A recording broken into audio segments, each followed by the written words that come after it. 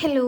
ഇന്ന് നമുക്കില്ലേ കുറേ പരിപാടികൾ ചെയ്യാനുണ്ട്. ഫുഡ് കഴിച്ച് കഴിഞ്ഞിട്ട് എന്തായാലും അതിനായിട്ട് ഇറങ്ങണം. അപ്പോൾ പെരുന്നാൾക്ക് കൊടുന്ന കുറച്ച് ബ്രോക്കോളി ബാക്കിയുണ്ടായിരുന്നു. അപ്പോൾ അത് വെച്ചിട്ട് ഞാൻ ജസ്റ്റ് ഇങ്ങനെ സോട്ട് ചെയ്തെടുക്കുകയാണ് കേട്ടോ.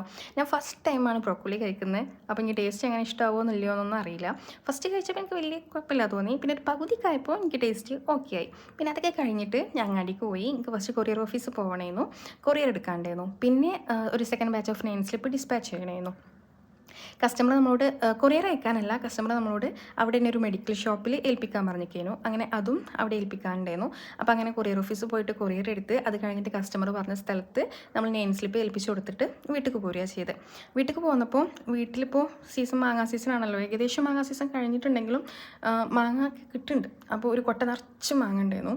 ഞാൻ പെരുന്നാൾക്ക് വീട്ടിലേക്ക് വന്ന സമയത്ത് അത് ഫുള്ളായിരുന്നു. ഇപ്പോൾ ഏകദേശം കഴിയാനായി തുടങ്ങിയിട്ടുണ്ട്. അപ്പോൾ എല്ലാവരും വെറുതെ ഇങ്ങനെ കഴിക്കണം. നല്ല ടേസ്റ്റുള്ള മാങ്ങയായിരുന്നു. അപ്പോൾ ഞാൻ അതൊക്കെ ജസ്റ്റ് മിൽക്ക് മെയ്ഡ് ഇട്ടുകാണ്ട് വെറുതെ ആക്കി കഴിക്കുകയാണ്.